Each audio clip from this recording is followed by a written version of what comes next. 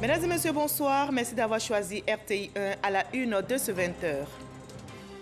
La campagne électorale en vue de la présidentielle en Côte d'Ivoire se poursuit ce vendredi, 9e jour de campagne. Nous sillonnerons les quartiers pour voir l'ambiance et les messages véhiculés. Les équipes du candidat du RHDP Alassane Ouattara et de KKB Konakwadi Obertin s'activent sur le terrain pour convaincre les électeurs. Dans cette ambiance électorale, les jeunes entrepreneurs sont invités à s'investir pour la paix, mais également à redoubler d'efforts pour développer l'économie ivoirienne. Le Premier ministre Ahmed Bakayoko a lancé l'appel lors de la rencontre avec les entrepreneurs tenue hier au Sofitel, Hôtel Ivoire à Cocody. La gendarmerie nationale vient d'interpeller plus de 50 personnes impliquées dans les événements qui ont secoué la ville de Dabou les mardis et mercredis derniers. Elles avaient en leur possession des armes à feu, des armes blanches et des gourdins. Les personnes interpellées ont été traduites devant les juridictions compétentes. Le dossier de ce 20h se penche sur la question des antivols. Sont-ils un obstacle à notre survie, par exemple en cas d'incendie? Comment échapper à un sinistre dans une maison barricadée? Quel type d'antivol pour nos portes et fenêtres? Existe-t-il des normes en la matière? À qui demander conseil avant de bâtir sa maison? Réponse dans ce jour. Tout d'abord, ce communiqué de la présidence de la République. Le président de la République, son Excellence, M. Alassane Ouattara, a le profond regret d'annoncer le décès de M. Sidiki Diakité, ministre de l'Administration du Territoire et de la Décentralisation, survenu ce vendredi 23 octobre 2020. Le président de la République présente au nom du gouvernement et en son nom propre les condoléances les plus attristées de la nation ivoirienne à la famille de l'illustre disparu. Le président de la République salue la mémoire d'un grand serviteur de l'État, un collaborateur compétent et loyal. Un deuil national de 72 heures est décrété à compter de ce jour, fait à Abidjan le vendredi 23 octobre 2020. Voilà, la Côte d'Ivoire est en deuil. La nation ivoirienne vient ainsi de perdre l'un de ses illustres fils. Le ministre de l'Administration du Territoire et de la Décentralisation, Sidiki Diakité, a tiré sa révérence aujourd'hui. Un coup dur pour notre pays qui perd ainsi l'un de ses valeureux fils, Alexis Ouedraogo. Il était une pièce maîtresse du dialogue politique ivoirien. Toujours le mot pour concilier, Sidiki Diakité était de toutes les négociations. Entré au gouvernement en juillet 2017, il occupe les fonctions de ministre de l'Intérieur et de la Sécurité. 2 ans plus tard, dans le gouvernement Amadou Gon Coulibaly, il prend les rênes du ministère de l'Administration du Territoire et de la Décentralisation. C'était le 4 septembre 2019. Ancien préfet hors grade d'Abidjan, Sidiki Diakité a été préfet de Touba de 2007 à 2010, puis préfet de la région des montagnes et du département de Mans. Homme de dossier, collaborateur dont on vantait l'efficacité, Sidiki Diakité part, comme il l'a toujours vécu, à la tâche, discret, réservé. Voilà le ministre de l'Administration du Territoire et de la Décentralisation, Sidiki Diakité, part ainsi en pleine tâche au moment où la Côte d'Ivoire, qu'il aimait et servait avec dévouement, se prépare à organiser la présidentielle. Le scrutin aura lieu le 31 octobre prochain, ce vendredi 23 octobre, 9e jour de campagne. Nous vous rapporterons l'ambiance électorale dans ce 20h.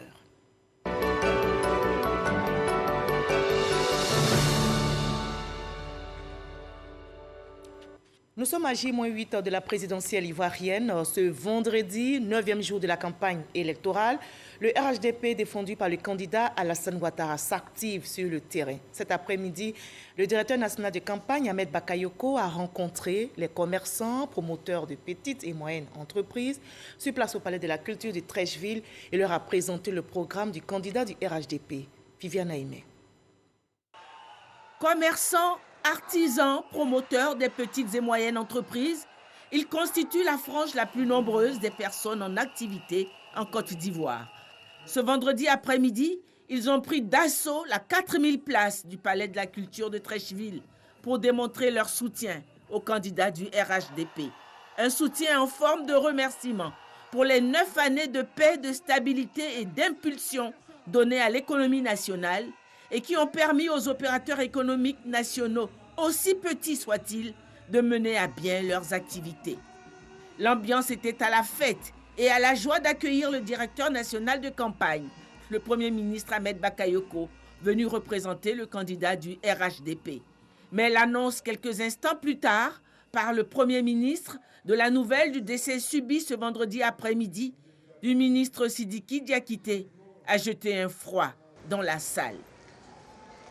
Revenu de la stupeur générale, et comme pour rendre honneur aux disparus, pour être tombé au combat, le public lui a fait un standing ovation. Le meeting prévu étant de ce fait annulé, les commerçants, artisans, promoteurs des petites et moyennes entreprises ont tout de même tenu à présenter leur motion de soutien au candidat du RHDP. Nous souhaitons vraiment toutes les condoléances à toute la famille de M. Sidiki Diakité et tout le peuple de Côte d'Ivoire. Mais nous prenons quand même l'engagement de vous rassurer qu'au soir du 31 octobre 2020, notre candidat sera bien élu par la grâce de Dieu. Les acteurs du commerce, de l'artisanat et de l'entrepreneuriat de Côte d'Ivoire, dans toutes leurs composantes, réunis en ce jour du 23 octobre 2020 dans la salle Anoumabo du Palais de la Culture, considérant le rôle joué par son Excellence, M. Alassane Ouattara, président de la République, dans le rétablissement de la paix en Côte d'Ivoire, vu les différents progrès réalisés depuis son accession à la tête de notre chère patrie dans les différents secteurs d'activité en général et dans le secteur du commerce, de l'artisanat et de l'entrepreneuriat en particulier, nous, commerçants, artisans et entrepreneurs, tous réunis ici, voudrions assurer de notre indéfectible soutien pour sa victoire au soir du 31 octobre 2020.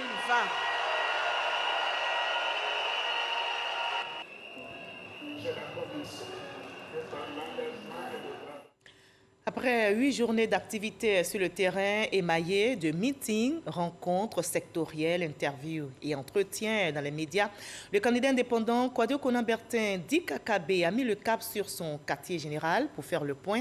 Il se dit satisfait de la qualité d'écoute et de la réceptivité de son message. Kakabe se présente comme une alternative crédible. Franck Kouadio pour le reportage. Lancé à toute vitesse à la conquête des voix, mais surtout exhumer idées et messages, et cela par mots et par vos.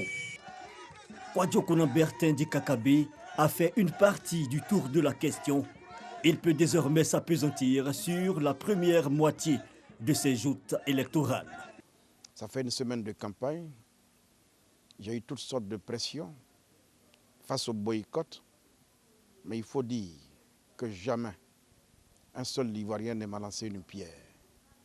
Jamais un seul Ivoirien ne m'a agressé. Jamais, même pas verbalement. Les Ivoiriens veulent savoir la vérité pour eux. Les Ivoiriens veulent savoir pourquoi ils sont dans la tourmente depuis maintenant 27 ans passés. Pourquoi ils sont dans la tourmente. Les Ivoiriens veulent savoir qui c'est qui va les sortir de là. Pourquoi ils sont dans la tourmente depuis maintenant 27 ans passés, 30 ans. Pourquoi ils sont dans la tourmente. Cette préoccupation, Kakabe promet la partager avec les populations durant les prochaines rencontres. Mais avant, il veut se poser surtout comme une alternative et mieux, une solution définitive. À qui le dire en priorité? À la jeunesse, par exemple. Le nœud gordien, selon Kouadio Konan-Bertin, de toute politique axée sur les perspectives. Je veux que les jeunes comprennent que c'est leur temps, c'est leur heure qui a sonné. Ma candidature est une aubaine pour eux. Ils doivent s'en saisir pour leur propre émancipation. Parce qu'il faut qu'ils pèsent dans le débat, les jeunes de Côte d'Ivoire. Pourquoi ils ne se bousculent pas pour venir se faire enrôler sur la liste électorale?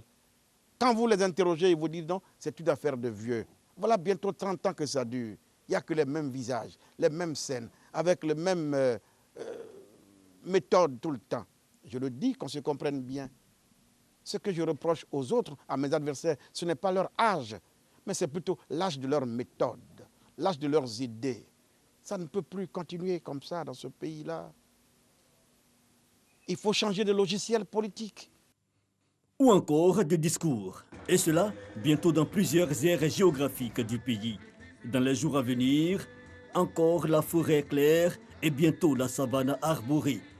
La deuxième moitié de la semaine de campagne sera, selon le candidat Kwadiokounan Bertin, un pèlerinage pour renforcer l'élan de proximité. Et dans ce sprint final, ce ne seront pas que des coups de sifflet comme coups de semonce portés à l'adversaire, mais le candidat dit vouloir convaincre par un programme adapté.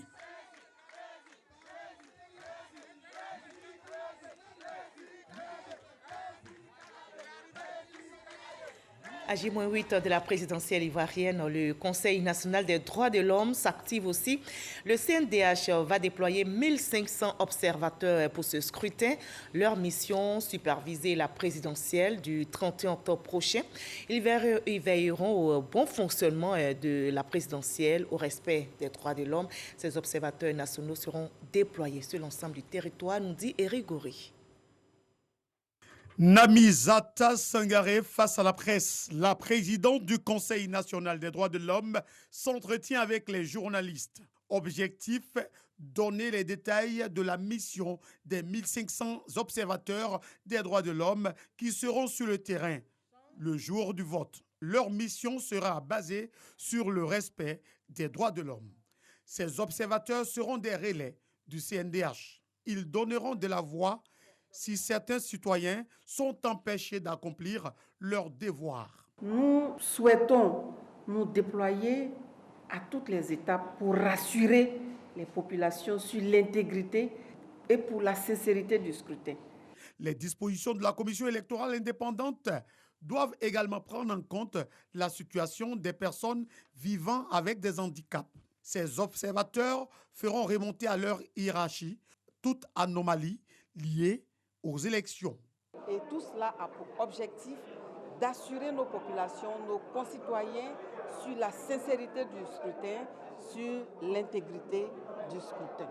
Il y aura une coordination ici, un secrétariat permanent qui sera là et qui sera en contact avec tous les observateurs déployés sur le terrain à l'effet de faire remonter les informations. Pour cette élection du 31 octobre 2020, le Conseil national des droits de l'homme affirme être aux côtés des citoyens pour que ceux-ci votent en toute quiétude.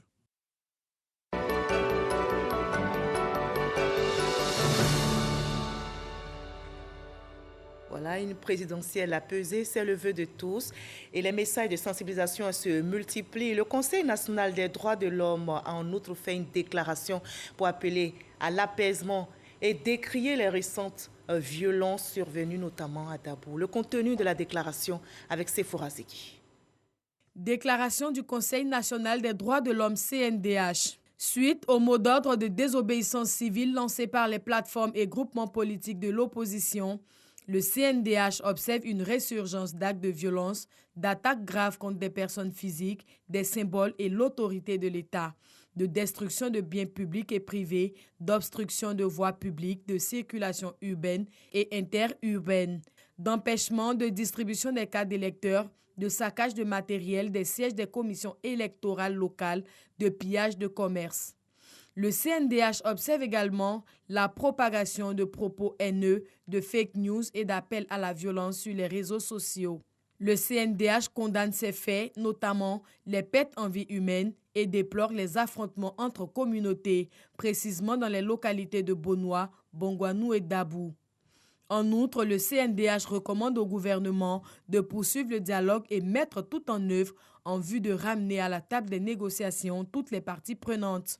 À l'opposition, de reconsidérer son mot d'ordre de désobéissance civile lancé le 20 septembre 2020. Rejoindre la table des discussions à l'effet de privilégier le dialogue proposé par le gouvernement.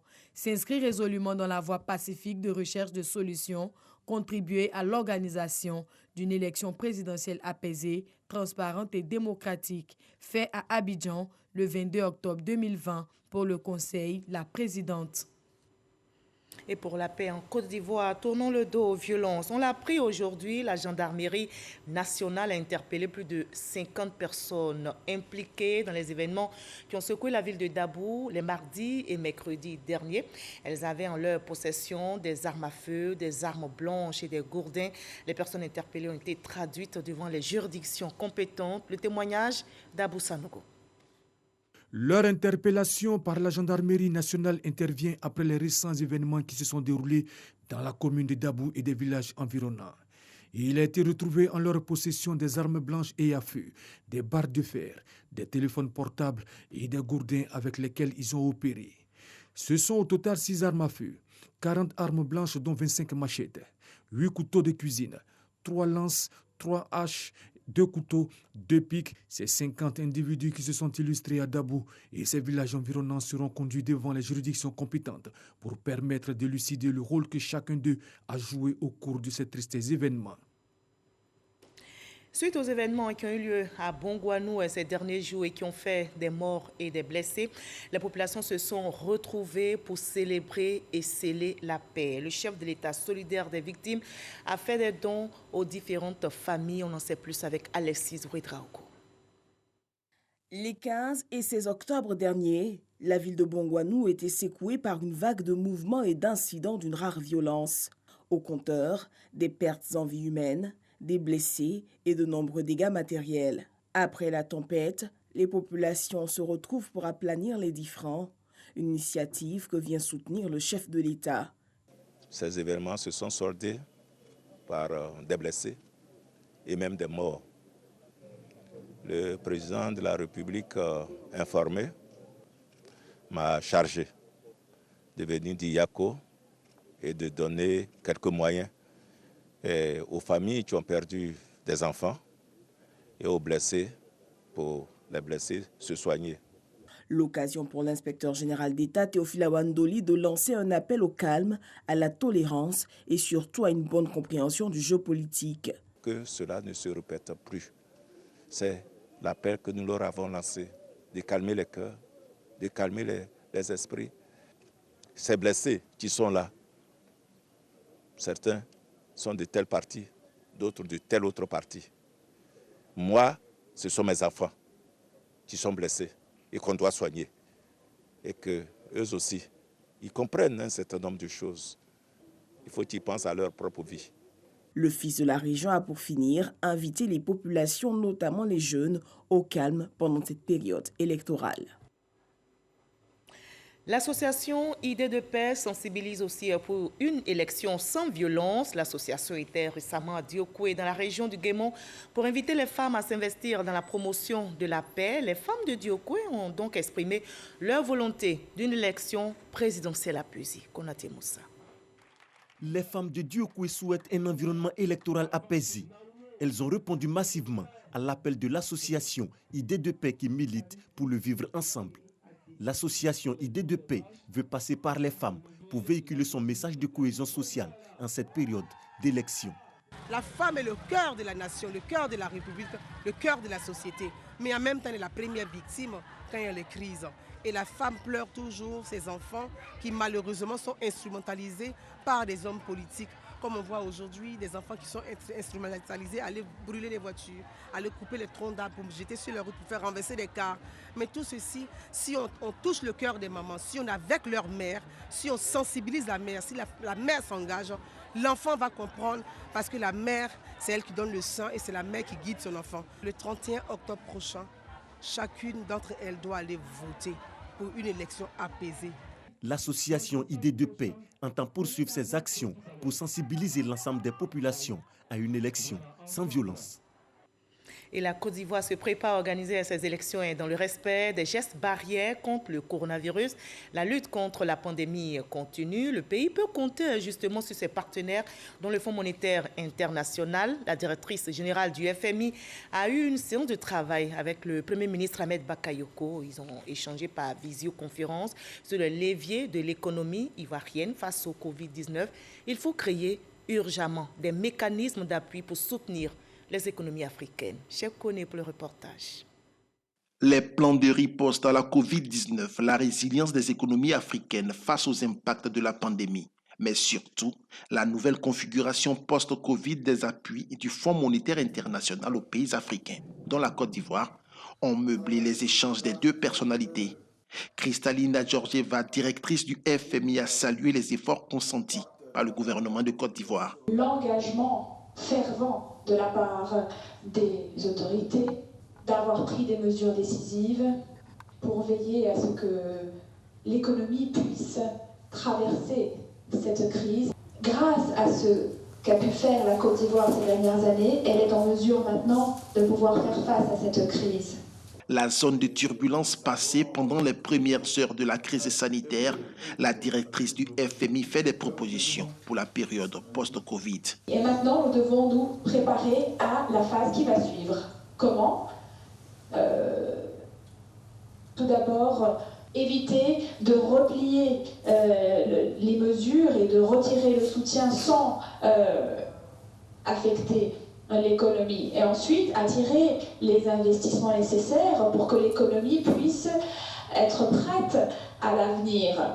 Miser sur la numérisation et sur le capital humain. Le Premier ministre Ahmed Bakayoko a pour sa part exprimé la gratitude du gouvernement ivoirien au FMI et à sa directrice pour ses efforts d'accompagnement qui ont été accomplis dès l'entame de la crise sanitaire.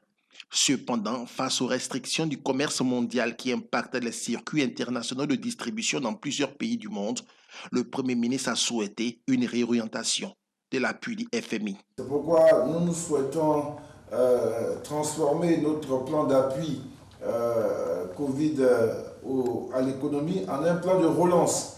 Et ce plan de relance, il est indispensable d'imaginer aujourd'hui, c'est là qu'on a besoin du Fonds monétaire, qu'on règle la question des financements de nos programmes structurants pour justement réduire la pauvreté. Sur ça, je pense qu'il y a une vraie réflexion et nous avons une vraie attente de la contribution du Fonds monétaire sur ces questions-là.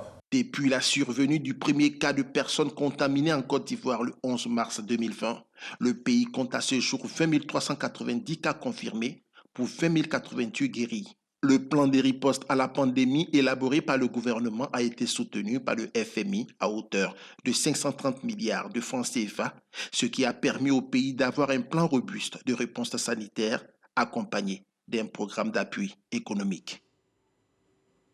Et la Côte d'Ivoire qui s'engage de plus en plus contre le coronavirus pour contrer ce virus mortel.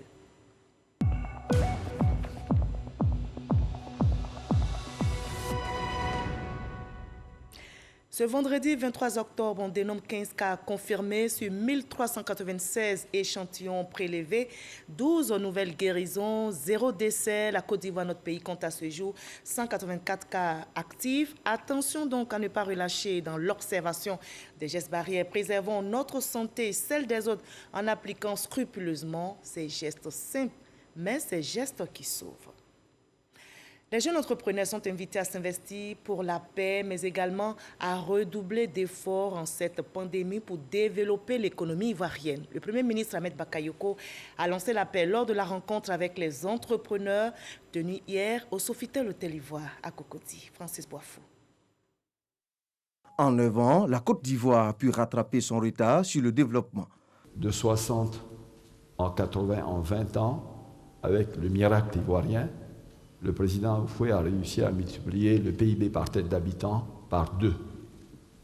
30 ans après lui, les Ivoiriens, sans rentrer dans les détails, ont réussi à le faire chuter au niveau où il était en 60. C'est là où Oufoué l'a pris.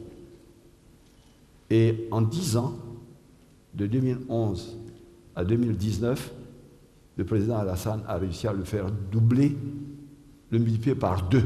C'est ce que Oufoué a fait en 20 ans.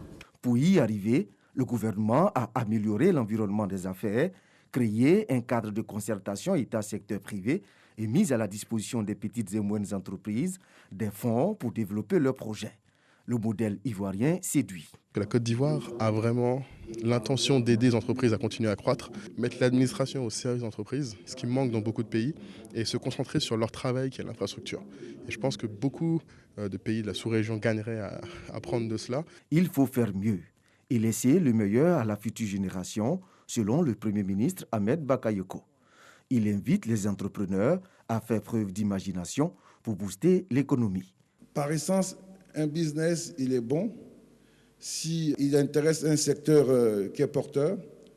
Ensuite, quand on a les capacités de porter le business, que dans le fonctionnement, on respecte certains ratios. L'acharnement au travail, bien fait, on peut essayer de vous empêcher d'évoluer, mais à force de persévérer, vous arrivez à faire la différence. Des conseils pour encourager l'entrepreneuriat ou accroître le volume des investissements dans plusieurs secteurs. C'est l'objectif de ces échanges dénommés le Meet and Greet, initié par Joel Williams, un opérateur économique. Ce rendez-vous, une opportunité pour le chef du gouvernement. Ahmed Bakayoko rassure sur les dispositions sécuritaires préalables à tout investissement. Il y a toujours des situations qui peuvent vous surprendre, mais ce qui est essentiel, c'est votre capacité de réaction pour stabiliser et normaliser les choses. Vous voyez ici du temps de rétention, il y a des attaques, mais nous avons toujours la réponse parce que nous avons travaillé, nous avons investi pour vous protéger et protéger le territoire. C'est vrai que pendant les périodes électorales, il y a toujours plus ou moins de tensions, mais je peux vous assurer de notre capacité à faire en sorte que ces tensions-là ne prospèrent pas. Le Meet and Greet, cette première édition a fait des heureux. Le Premier ministre Ahmed Bakayoko a donné des instructions en vue de la prise en charge de 2 jeunes entrepreneurs. Et les femmes ont aussi leur mot à dire dans le développement de la Côte d'Ivoire. Le Premier ministre Ahmed Bakayoko a inauguré l'usine des femmes d'Abengourou. Cette usine fait partie d'un vaste projet dénommé Usine des femmes de Côte d'Ivoire, initié par le gouvernement ivoirien en vue d'assurer l'autonomisation véritable des femmes. Le but est de leur permettre de participer à l'industrialisation de notre pays, nous rapporte Emmanuel Niamé. C'est une énorme contribution du gouvernement ivoirien dans sa volonté de donner les moyens aux femmes d'assurer véritablement leur autonomisation qui vient de s'exprimer. En inaugurant ici à Abengourou l'usine des femmes de l'Indénie Guablin, le Premier ministre, ministre de la Défense, vient ainsi de lancer officiellement le projet Usine des femmes de Côte d'Ivoire USUFEMC. Il a pour objectif l'acquisition et l'installation de machines pour la transformation semi-industrielle des produits agricoles. Cette unité de transformation comprend donc une décortiqueuse blanchisseuse emballeuse de riz, une broyeuse mixte de tubercules et de légumes et une tritureuse de graines de palme. Ce don contribuera à une véritable indépendance économique que la femme de notre région, car donner aux femmes les moyens d'être économiquement autonomes, c'est permettre à la Côte d'Ivoire d'utiliser pleinement son potentiel humain et d'accroître sa capacité de production. Ce programme qui a pour but de développer l'entrepreneuriat féminin traduit la volonté du président de la République de faire participer plus de femmes à l'industrialisation de la Côte d'Ivoire. Ce programme a une valeur de 4 milliards 298 millions de francs CFA sur 3 ans. On va former 30 000 femmes entrepreneurs. Et le projet pilote commence ici. Et le projet pilote va concerner 18 départements et les 2 districts de la Côte d'Ivoire. Et avec une valeur de 402 millions de francs CFA. Après la phase pilote, le projet va s'étendre à tous les départements des autres régions du pays, a indiqué le Premier ministre Ahmed Bakayoko. Avec ces instruments, demain, vous allez être mieux formés et vous allez faire votre commerce dans des meilleures conditions. Je vous félicite et nous allons vous aider à être autonomes. Bravo à toutes les femmes d'Abengourou. Il faut souligner que la première dame Dominique Ouattara accompagne le projet USUFEM en mettant 1 milliard de francs CFA du FABCI à la disposition des associations et groupements féminins qui vont bénéficier de ce programme. En zone rurale comme urbaine, le phénomène prend de l'ampleur. Les habitations ou lieux de commerce sont menus d'antivols. On se barricade pour ne pas être la cible de cambrioleurs. Mais quand survient un incendie, ces antivols se transforment parfois en obstacles. Plusieurs familles ont péri, vous vous souvenez, dans des flammes qu'a pris au piège du feu et des antivols. Comment alors échapper à un sinistre dans une maison barricadée? Quel type d'antivol pour nos portes et fenêtres? À qui demander conseil avant de bâtir sa maison? Élément de réponse dans ce dossier signé à Mississauga. Des immeubles en feu, des habitations en proie à des flammes, des commerces et autres établissements victimes d'incendies. Des images visibles dans nos villes. À Korogo, dans la région du Poro, au nord du pays, sur 100 incendies recensés depuis le début de l'année, la moitié environ a engendré des dégâts matériels et humains importants. Des incendies sur lesquels les sapeurs-pompiers ont eu du mal à intervenir. L'accès aux habitations étant parfois rendu difficile par les antivols et autres grilles de protection. Le 10 juillet dernier, au quartier sinistré, 6 personnes, toutes d'une même famille, ont péri dans les flammes. Il faut comprendre que dans le feu, les deux menaces essentielles sont l'intoxication par la fumée et puis les brûlures par les flammes. Mais lorsque les secours vont se présenter, pour l'évacuation, on pourrait tenter de passer par la fenêtre ou par la porte. Mais lorsqu'on se trouve dans un cas de figure comme celui-là, avec une fenêtre barricadée, des portes barricadées, c'est une perte de temps pour les secours, mais tout ce temps-là, le pronostic vital est déjà engagé. Korogo n'est pas un cas isolé. À Grand Bassam, au quartier Mokeville, dans la nuit du 24 au 25 juillet 2018, c'est une famille de 9 personnes qui a péri dans un incendie. La servante, elle voulait sortir par la fenêtre, mais il y a un petit vol par dehors. Donc elle n'a pas eu l'occasion de sortir. La fumée aussi l'a asphyxiée. La même année, à Boaké, 7 personnes de la même famille ont perdu la vie dans un incendie. À Gayoa, des personnes prises au piège des grilles de protection n'ont pu être secourues. On a tenté de casser la porte, on n'a pas pu. Moi-même, je suis allé chercher une hache, on a pu casser la fenêtre et on a pu sauver 3 personnes. Quand j'ai ouvert la porte de notre chambre, j'ai vu qu'il y avait la fumée et le feu partout dans la chambre. Et on a cassé les vitres de la fenêtre de la chambre et j'ai pris la porte du placard, j'ai pu faire une ouverture sur l'antivol de notre chambre. J'ai fait sortir les enfants et moi-même je suis sorti. Et après je suis parti vers la chambre des filles parce qu'elles étaient en train de crier aussi. Donc, je suis parti, j'ai essayé de casser l'antivol, mais je n'arrivais pas.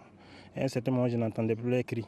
Ces dispositifs réduisent les chances de survie dans bien de cas, comme ici, lors d'un incendie à Abidjan, au plateau. Sur les lieux, nos hommes ont été confrontés à un bâtiment qui était très difficile d'accès parce que complètement barricadé par des rideaux métalliques fermés avec des cadenas, en plus des grilles. Se protéger des voleurs et autres cambrioleurs, assurer la sécurité de la famille. Ces préoccupations guident bien souvent le choix d'équiper portes et fenêtres d'antivol. On a tendance à se protéger contre les voleurs au lieu de prévoir les éventuels cas d'incendie. Donc c'est ce qui nous amène vraiment à faire ça. Mais vouloir trop se protéger n'est pas sans danger. Quand les dispositifs sont mal élaborés, mal disposés en dehors de toute règle de sécurité. Nombreux sont les fabricants de ces portes et fenêtres sans formation qualifiante, voire diplômante. Aucune notion de sécurité en la matière, comme ce ferronnier. Nous, on est plus basé sur le cas de vol. Dans nos métiers, c'est ça. Mais au cas s'il y a un problème maintenant dedans, il y a du feu pour que la personne puisse sortir. Vraiment, ça, on n'a pas pris ces mesures-là. La construction d'une maison, d'un commerce ou autre établissement obéit à des normes en vue d'assurer la sécurité des occupants. En cas d'incendie, si on est prisonnier dans les chambres, par où s'échapper et comment le faire? Mais si on est barricadé, on ne pourra pas le faire. Une fois de plus, pour attirer l'attention de la population, de prendre souvent conseil auprès des préventeurs avant de construire les maisons. Tu envoies ton plan, il t'indique, fais l'issue de secours par là. En cas d'une situation, la famille peut s'échapper par ici. Donc il faut quand même que la population ait cette culture-là. La prévention incendie doit débuter bien avant l'obtention du permis de construire. L'autorité qui délivre le permis de construire a pour conseil le service de prévention du groupement des sapeurs-pompiers militaires. C'est à ce service-là qu'on adresse les plans et ces services vont instruire le dossier en termes de prévention incendie à travers des prescriptions. Et ces prescriptions vont prendre en compte l'accès facile par les portes, les fenêtres que nous appelons dans notre jargon nous des dégagements. Malheureusement, ce n'est pas toujours suivi. L'autorité municipale ayant le pouvoir de police a l'obligation de faire respecter les règles en matière de construction. Et à Korogo, la municipalité s'y attelle. Ce que nous faisons depuis un moment, lorsque la construction nous envoie le dossier, on impute le courrier aux sapeurs-pompiers et c'est sur avis des sapeurs-pompiers que nous délivrons maintenant la lettre pour donner le permis de construire à la personne. On a même instruit les sapeurs-pompiers ensemble avec le préfet de passer dans tous les hôtels où il y a des problèmes de sécurité, d'appeler les propriétaires et de leur demander de se mettre aux normes. Le modèle de construction des portes et fenêtres est à repenser pour éviter des drames. Il faut trouver un nouveau système. Peut-être que ce système peut se faire à partir de l'intérieur de la maison et en cas de feu, on pourrait peut-être décondamner ça à partir de l'intérieur et puis s'échapper. Les solutions qu'on propose, c'est de faire des fenêtres comme ça. Et en cas d'incendie, on peut ouvrir comme ça, les deux crochets, et on ouvre comme ça. On peut sortir par là. Un projet de construction prend du temps et il est plus que conseillé de se faire accompagner par des professionnels pour être bien logés et mieux protégés. Voilà, les antivols, un obstacle à la survie. Vous avez eu toutes les réponses dans ce dossier réalisé par Ami Sissoko. Et on parle toujours de sécurité. Le sujet est justement évoqué dans la ville historique de Grand-Bassam.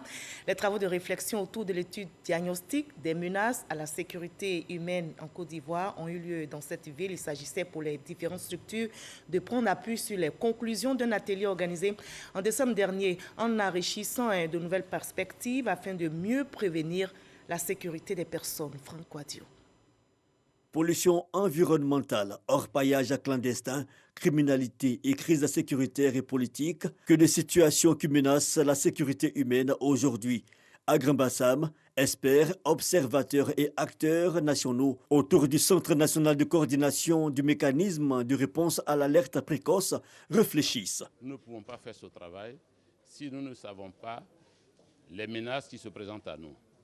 C'est pour ça que cette étude, nous la menons pour mieux cerner donc toutes ces menaces en vue de faire la veille. Des résultats qui se reportent éventuellement à l'attention des décideurs et qui, quelle que soit la période, devraient servir de boussole.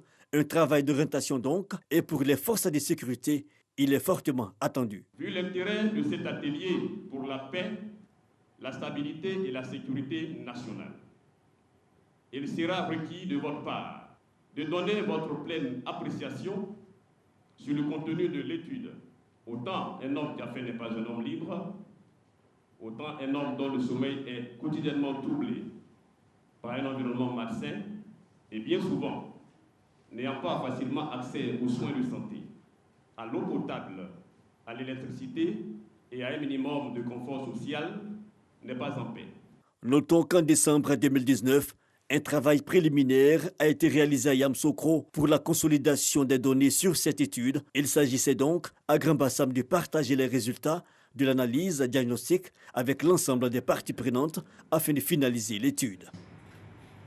Et dans le domaine agricole, on évoque l'agriculture hors sol, cette nouvelle technique pour rendre le secteur plus compétitif et insérer la jeunesse dans le tissu social à travers des méthodes innovantes. La Côte d'Ivoire, notre pays, a désormais un site de formation dans ce domaine, un site qui existe grâce au projet de développement et études du système d'agriculture hors sol, l'Union européenne et la plateforme de services pilotent le projet. Eric Goury.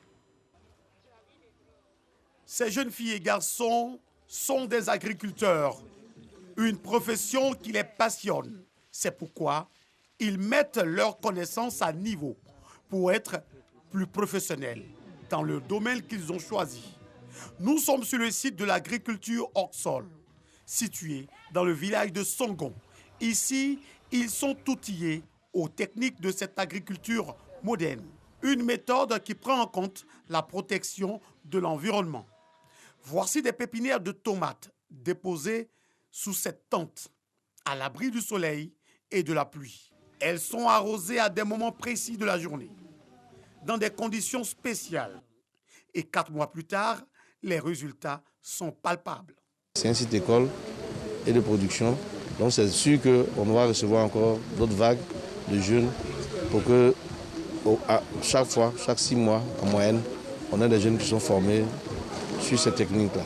C'est pour saluer cette initiative que les autorités administratives, politiques et coutumières sont allées sur ce site de formation. J'avoue que l'agriculture aujourd'hui, moi je le dis, l'agriculture, on dit toujours nourrir son homme, mais j'ai envie de dire va au-delà. Parce que vous allez remarquer que la plupart des personnalités même de notre pays sont aussi agriculteurs. C'est un projet qui nous tient à cœur puisqu'on pense qu'effectivement l'insertion des jeunes et l'accès à l'emploi, c'est une thématique importante en Côte d'Ivoire. Enfin, on sait que la démographie nous dit qu'il y a quand même beaucoup de jeunes en Côte d'Ivoire, beaucoup dans les milieux urbains. Et nous, on pense qu'il y a de la place pour promouvoir une agriculture saine et durable. Grâce à l'Union européenne et tous ses partenaires, ainsi que la plateforme de services, ces jeunes seront insérés dans le tissu social d'ici peu. Ce sera donc au terme de cette formation qui va durer moins d'1 an. Et ils sont aussi heureux, les paysans de Tanda et de Bondoukou, à l'instar de leurs amis des autres régions. Ils ont reçu du matériel agricole et du matériel roulant de la part du ministre de l'Agriculture, Kobena Kwasi Agumani, des moyens pour accroître leur productivité et faciliter la reprise des activités en cette crise sanitaire de Covid-19. Mamadou Kwasi. Le gouvernement plus que solidaire des acteurs du monde agricole. En cette crise sanitaire, l'État est plus que déterminé à assister ces piliers essentiels de la sécurité alimentaire en Côte d'Ivoire. À travers le programme d'urgence mis en place, ils sont nombreux ces producteurs et agriculteurs à bénéficier du matériel et des intrants agricoles. À Tanda, dans la région du Gontougo, le Purga octroie aux paysans des départements de Kounfao, de Transua et de Tanda, ainsi que de Sandégué, du matériel et des intrants agricoles. En effet, ce programme a éloigné les menaces qui pesaient sur les résultats acquis par le PLIA 1 et 2, à savoir l'élimination de la Côte d'Ivoire de l'insécurité alimentaire sévère et l'inversion de la pauvreté en milieu rural. Pour les bénéficiaires, ces dons arrivent à point nommé avec le début effectif des pluies. Les producteurs par ma voix vous promettent d'utiliser comme il se doit les intrants et les petits matériels que nous avons reçus afin d'atteindre les objectifs visés par le programme. Le ministre de l'Agriculture et du Développement rural a saisi l'occasion pour passer un message au monde agricole. On a fait le point de la noix de cajou qui reste entre les mains des parents. Ça fait actuellement 3000 tonnes.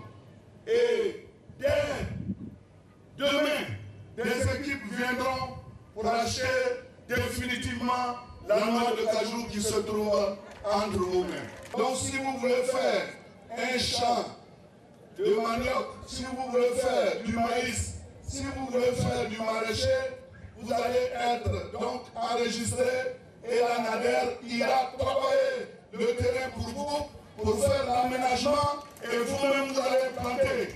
Après Tanda, la délégation s'est rendue de la commune de Bondoukou pour remettre également au monde paysan du matériel et des intrants agricoles, des dons destinés essentiellement aux acteurs du maraîcher et du vivrier. Toutes ces activités seront supervisées par la NADER, l'Agence nationale d'appui au développement rural. Nous prenons la direction de Garango dans le département de Boisflé. Ce village de plus de 15 000 âmes dans la commune de Boisflé a désormais son établissement sanitaire, un centre de santé urbain avec un médecin-chef, coût de l'infrastructure de premier contact, plus de 150 millions de francs CFA. C'est un don de la LONASI et des loteries sœurs des pays membres du Conseil de l'Entente. Léon Bro. Garango, route de Daloa, commune de Boisflé. Heureuse la population et notamment la génitrice de ce nourrisson, elle a accouché sur place dans ce centre avec l'aide de professionnels de santé, donc sans vivre les difficultés de sa première maternité dues au long et périlleux voyage pour trouver une structure sanitaire. Les autres grossesses là, j'ai accouché, j'ai venu à l'hôpital. Ici est bon. Ce centre de santé ne bénéficiera pas qu'aux seuls habitants de Garango. Il y a beaucoup de villages satellites et hameaux qui vont bénéficier des prestations de ce centre-là. C'est pourquoi nous disons que sa mise à notre disposition est vraiment un véritable ouf de soulagement. Possible donc de se soigner désormais à Garango dans cet établissement de premier contact, un centre de santé urbain intégrant dispensaire et maternité, placé sous la responsabilité de médecin-chef. Coût de l'infrastructure, 150 millions de francs CFA, y compris les équipements et ses 2 logements pour personnel soignant. C'est un don de la LONASI, financé avec l'aide des lotérisseurs des pays membres du Conseil de l'Entente. L'outil qui a permis à ces 5 sociétés nationales d'œuvrer ensemble à la réalisation de cette infrastructure est la tranche commune entente appelée communément TCE. Il s'agit d'une loterie annuelle créée en 1970 par les États membres du Conseil de l'Entente et dont les gros lots sont tirés chaque année dans l'un des 5 pays, les pays membres du Conseil de l'Entente. Les bénéfices de cette loterie sont utilisés pour améliorer les conditions de vie des populations, pays qui accueillent le tirage. Objectif, amélioration des conditions de vie des populations. Ici, plusieurs actions à l'actif de la LONASI à travers sa fondation dans les domaines de l'éducation, de l'environnement, de la culture, de la santé. Et on termine par la Guinée où il n'y a toujours pas de vainqueur officiel du premier tour de la présidentielle de dimanche dernier. La commission électorale a publié hier jeudi de nouveaux résultats provisoires partiels, mais il manque les chiffres de 3 circonscriptions. La CENI doit de nouveau se réunir ce vendredi, mais 2 commissaires se sont retirés des travaux de totalisation des résultats au moment où la tension continue de monter dans la capitale, Conakry. Nous refermons ce journal par ce communiqué de la présidence de la République. Le président de la République, son Excellence, M. Alassane Ouattara, a le profond regret d'annoncer le décès de M. Sidiki Diakité, ministre de l'Administration du Territoire et de la Décentralisation, survenu ce vendredi 23 octobre 2020. Le président de la République présente au nom du gouvernement et en son nom propre les condoléances les plus attristées de la nation ivoirienne à la famille de l'illustre disparu. Le président de la République salue la mémoire d'un grand serviteur de l'État, un collaborateur compétent et loyal. Un deuil national de 72 heures est décrété à compter de ce jour, fait à Abidjan le vendredi 23 octobre 2020. Ainsi va la vie. Continuons la marche dans l'amour et dans la paix. À demain 20h.